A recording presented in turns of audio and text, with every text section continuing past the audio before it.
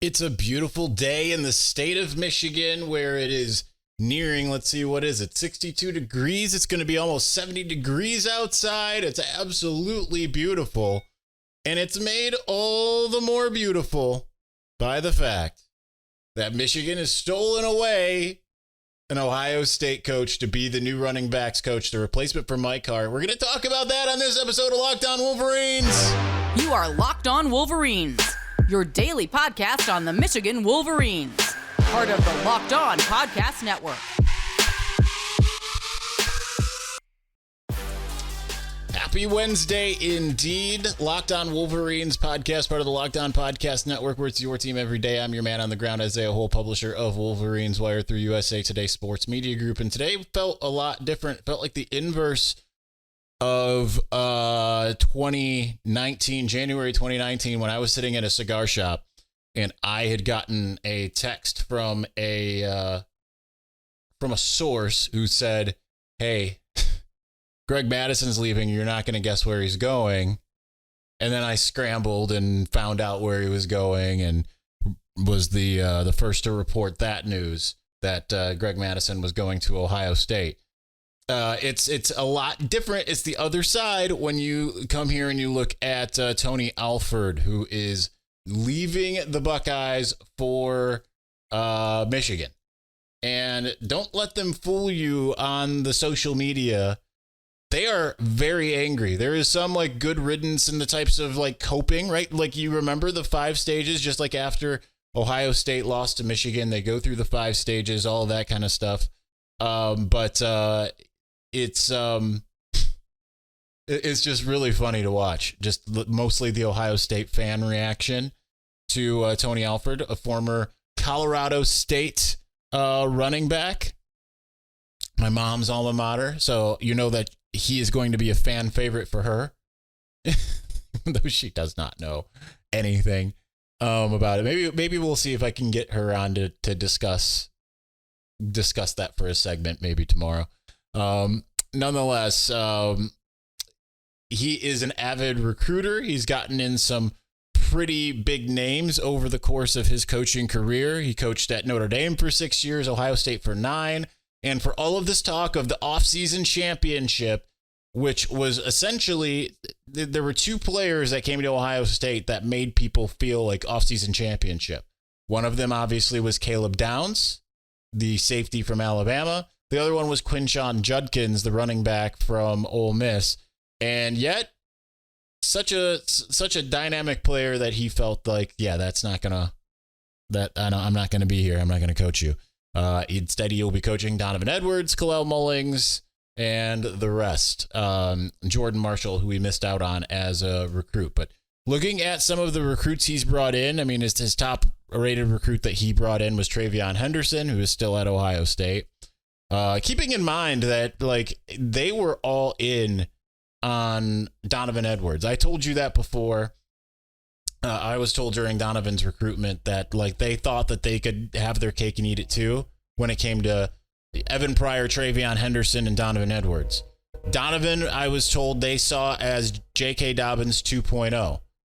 And it didn't and they thought that, okay, we can really nab this running back class by getting like 3 of the top backs. They were like, we can get TreVeyon and Donovan. But then they lied to Donovan in order to kind of make that happen. And but they still pursued him continuously. But according to the people I had talked to back during that recruitment, they had Donovan ahead of TreVeyon. I mean, again, whether that's true, I've said that before, whether that's true or not, I mean, I'm not in the Woody Hayes Athletic Center, so I couldn't tell you with a degree of certainty, but this is just what I was told. But he's brought in TreVeyon to Ohio State, TreVeyon Henderson, Jalen Gill, Tyreek Smith. He was one that I remember Michigan really wanted. J.K. Dobbins. Greg Bryant, I don't know him.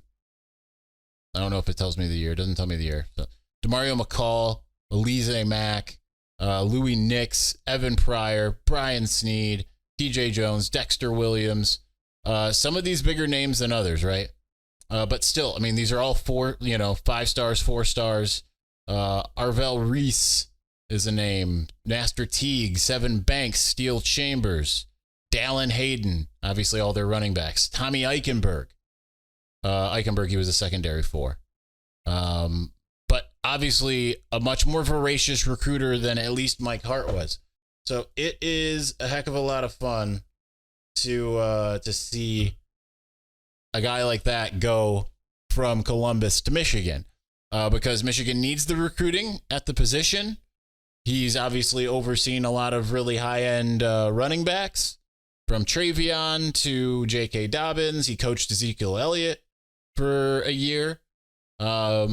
Obviously, things didn't quite work out with Mike Weber, as a lot had thought, but he was very, very good at Ohio State. Just didn't end up being a pro-level guy.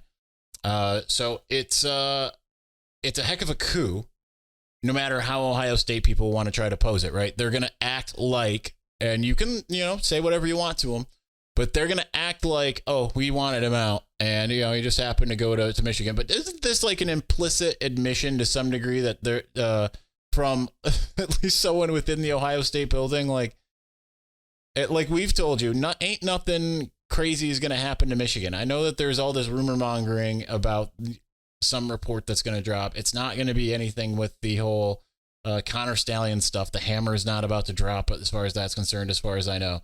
But isn't it an implicit admission that, like, okay, I'm going to leave this place that looks like everything is, going, we won a not off-season championship, as they say. And yet I'm going to go to the team that everyone in my fan base currently thinks that is about to get like 18 death penalties in a row. I mean, this is certainly very disheartening for their narrative, which, again, it is just a narrative. But huge job for Sherrone Moore, especially to work quickly. And I mean, it's a shot over the bow.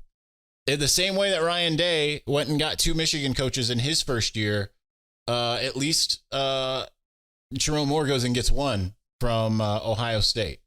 Worked out well for a year for Ryan Day, so you hope that at least holds true for Sherrone Moore when it comes to Michigan.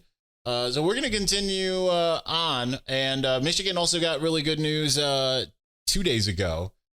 And, if you watch or listen to this podcast, you heard about it last week. But we're going to talk about Quinten Johnson coming back to Michigan. And then we're going to get, it's just, this is a heavy news day. Wink Martindale talked a bit about the defense. I want to get into that as well. And we're going to do that all here in just a moment. Before we do, listen, there are so many different amazing shows to watch out there, and the best one, trust me, when I'm working here, especially during the off season, I'm sitting there in front of my television watching TV. What's the easiest way to do that? Fire TV. Fire TV is your destination for sports, from live games to highlights to in-depth analysis. They offer a heck of a lot more than just that, too. Fire TV offers amazing viewing experiences with smart TVs, as well as the Fire TV Stick, which is what Sarah has, that you can plug into your existing TV that provides access to millions of movies and TV episodes, as well as free and live TV. So whether it's opening weekend for baseball or the college basketball tournament, you're going to want to have a Fire TV. So Fire TV recently created Fire TV channels that will deliver a constant supply of the latest videos from your favorite sports brands, and all for free. That includes all of us at Locked On. That's right. You can check out Locked On right there. And most of the big pro leagues and college conferences as well. Fire TV channels let you dive into all of the game analysis, highlights, and more to keep up to date with all of the latest in the world of sports. March Madness, NBA playoffs, MLB, all of that. Not to mention great news. I know playoffs are a ways away. I don't know why I just threw that in there. Great news, entertainment, gaming, travel, cooking videos, all of that. So check out Fire TV channels and Fire TV and Alexa devices. If you haven't checked out Fire TV channels, you should. Trust me on this. To learn more, go to Amazon.com/LockedOnFireTV. Additionally, listen, you're not going to want to miss those events. Like say you're going to sit down, you're going to watch something on TV, and then you say, you know what? It's the last second, but I want to go to that. I want to be a part of that. I remember doing that with some Pistons games back in the day. Well, guess what? You don't have to worry when you buy tickets to your next big event because Game Time is the fast and easy way to buy tickets for all the sports, music, comedy, and theater events near you. With killer last-minute deals, all-in prices, views from your seat, and their best price guarantee, Game Time takes the guesswork out of buying tickets. So many things that I'm a big fan of, the last-minute deals, but the views from your seat to me are the best part because you know what your view is going to be, if you're going to have any obstructions or not. It's absolutely a game changer. Lowest price guarantee is also a fantastic thing that Game Time has. Game Time is the only ticketing app that gives you the complete peace of mind with your purchase. You can see the view from your seat before you buy, so you know exactly what to expect when you arrive. All-in prices show your total up front, so you know you're getting a great deal before you check out, and you buy tickets in seconds with just 2 taps. So take the guesswork out of buying tickets with Game Time. Download the Game Time app and open an account. Use the code LOCKEDON for $20 off of your first purchase. Terms apply. Again, create an account and redeem the code LOCKEDON for $20 off. Download Game Time today. Last-minute tickets, lowest price, guaranteed.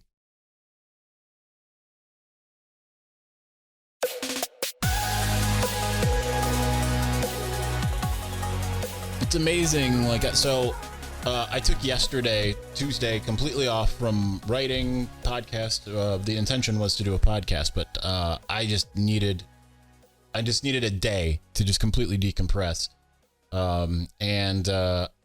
Thankfully there wasn't like a ton of stuff going on. So it was just kind of funny that when I woke up, I sat down and said, all right, let's get to writing and then we'll get some podcast stuff done. And it was just hilarious, just the level of amount of stuff that started coming in, right? So it was like, all right, Tony Alford he looks like he's a target for Michigan. We'll see if that ends up coming to fruition, which, by the way, he told his players at Ohio State reportedly that he's leaving for Michigan. So that's already a done deal. I mean, we got to get the contract done and all of that stuff, right? Like that's not official until it's official. And even then, I mean, we've seen coaches come and leave. You know, Mo Linguist was being one of them, right? So it's not official until it's game day and he's on the sidelines. But even then, you don't know. You could take off his hat and go to the other team. Probably not. But nonetheless, all of that started to happen. Wink Martindale appeared on the In the Trenches podcast, and he had a lot to say about the defense and some things that I thought were particularly interesting. I'm still working my way through the whole thing, just because it's just been a constant news day here. But lost kind of in the shuffle, at least maybe in a way, because this happened on Monday officially, and we wrote about it then, but we talked about it last week. I told you last week that Quinten Johnson was coming back.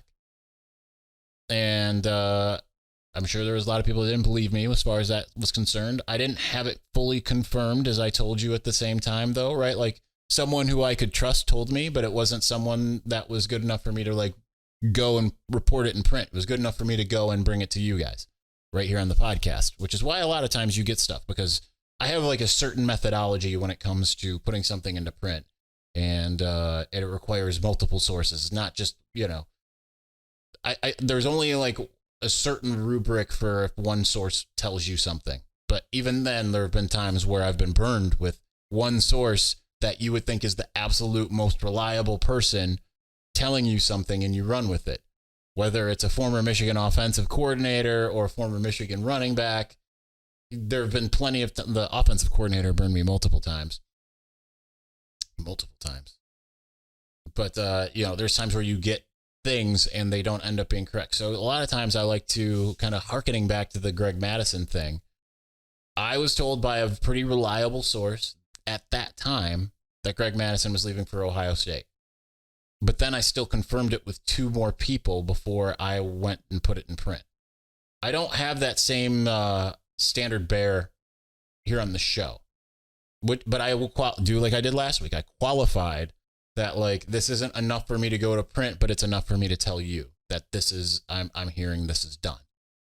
But that is huge for the Michigan secondary, because especially after losing Keon Sabb, Quinten Johnson really came on very strong in a very similar way to Mike Barrett. You're right, like Mike Barrett in year 5 you started being like, okay, this guy has become really good, especially near the tail end of the year. Kind of similar to how Quinten Johnson was last year, is like those last couple games, you're like, wow, like, I hope we don't lose that guy. That guy just suddenly just kind of came from out of nowhere, seemingly. I mean, he'd been around, he'd been making plays here and there, right? But just the entire year, it feels very similar to Michael Barrett. From his interception against Bowling Green to just having the huge hits on Emeka Ibuka and on Jalen Milroe, which caused the fumble, very timely and all of that. It was like, okay, I think that Michigan might have a little something going with him. And now he comes back for a 6th year after all of this talk of him going to the NFL. And it's funny because what I saw in the reaction was like, oh, he can't leave the NFL draft. Well, I was told he was back on campus and all of that stuff. So don't worry about it. In the words of Andrewski discussing Dune on TikTok. That's probably a very niche reference that I just made. That maybe one out of thousands of you will get. But nonetheless, don't worry about it. Okay? Nonetheless, that's huge because, yeah, they lost Keon Sabb to Alabama, and that stings, but now you've got Rod, Makari, and Q all back. That is a really good rotation, and then you hope that Zeke Berry can work his way up. Again, I think that he would have been a lot more impactful last year if he didn't get injured on the first play in week 2. Looked pretty good in week 1, Zeke Berry did. And so you've got that trio at safety. You've got Will Johnson, and then it's just a matter of figuring out your nickel and your other corner opposite Will. And then, heck, you might decide that, maybe Makari Page is your nickel. I don't know. I don't know how they'll decide to do things. Some things that might seem like there's no way they're doing that, they very well could. Keon Sabb probably would have been that likely guy.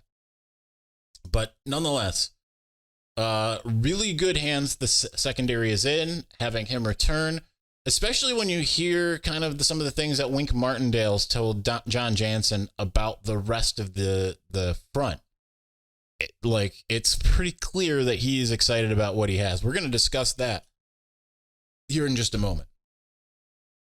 But before we do, when you're hiring for your small business, you want to find quality professionals that are right for the role. That's why you've got to check out LinkedIn Jobs. LinkedIn Jobs has the tools to help you find the right professionals for your team faster and for free. LinkedIn is not just another job board. Much like Connor Stallions, LinkedIn has a vast network of more than 1 billion professionals. And Connor has more than 1 billion too, which makes it the best place to hire. It gives you access to professionals you can't find anywhere else. LinkedIn does all of that while making the process easy and intuitive. Hiring is easy when you have that many quality candidates. So easy, in fact, that 86% of small businesses get a qualified candidate within 24 hours. LinkedIn knows that small businesses are wearing so many ads and might not have the time or resources to hire. That's why LinkedIn is constantly finding ways to make the process easier. They even just launched a feature that helps you write job descriptions, making the process even easier and quicker. So post your job for free at linkedin.com/lockedoncollege. That's linkedin.com/lockedoncollege. Terms and conditions do indeed apply.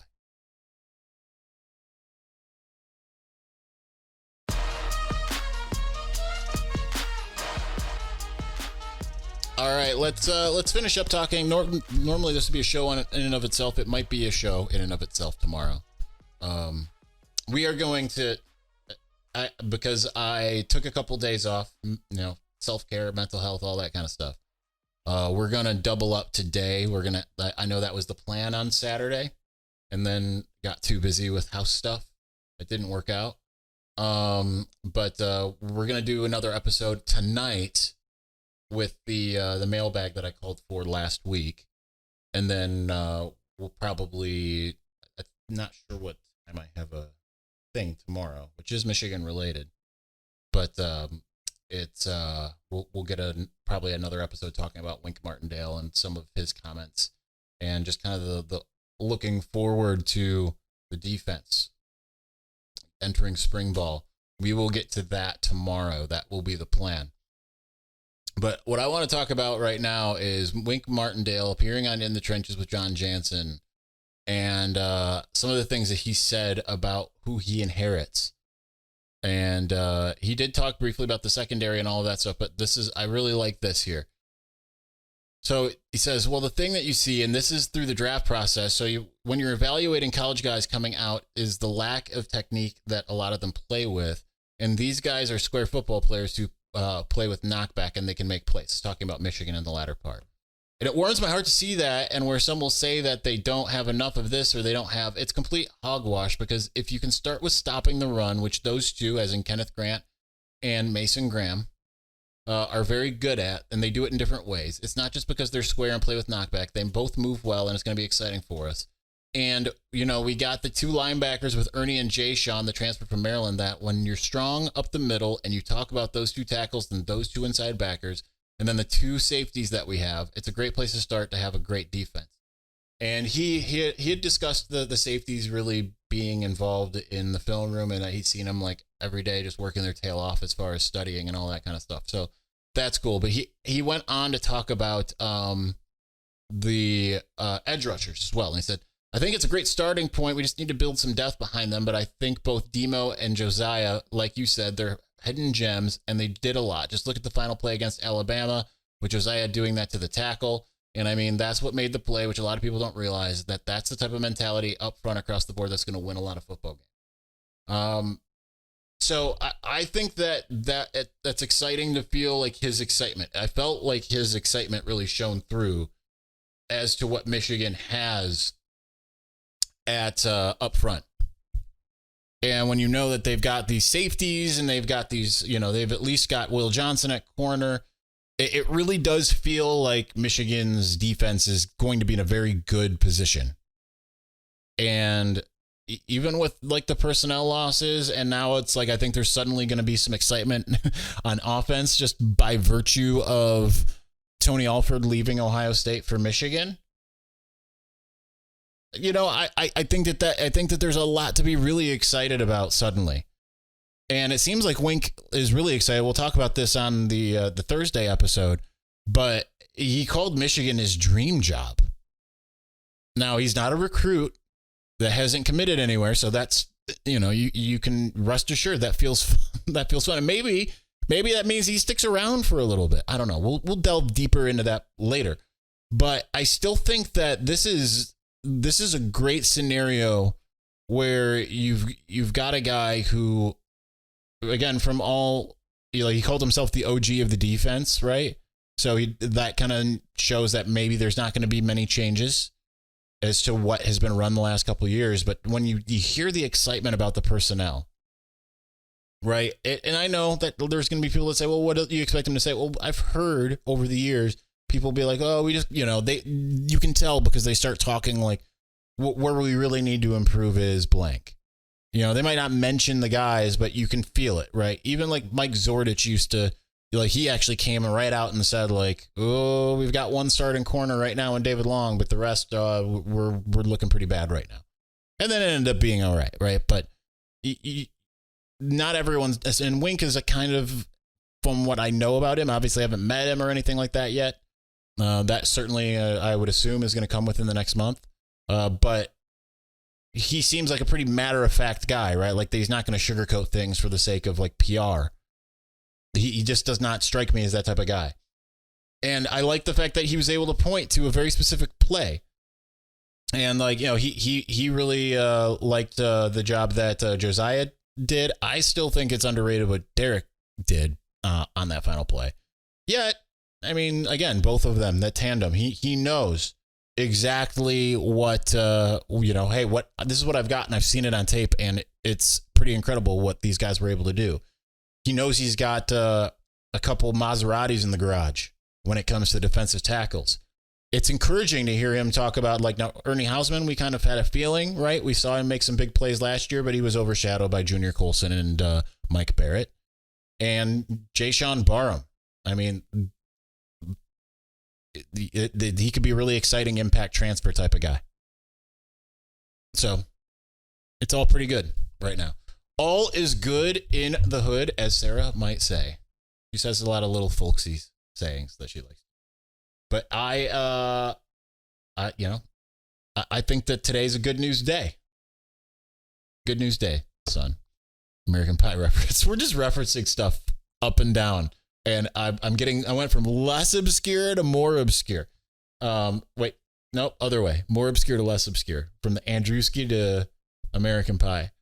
Nonetheless, that's probably a little dated at this point because it was 25 years ago, which makes me feel really old. Anyway, that's going to do it for this episode today. We'll be back with another one tonight. I'm going to take some time to enjoy the weather, and then we'll be back with we'll be back with a night episode. So thank you for watching. Thank you for listening. We'll be back very, very, very soon. Peace.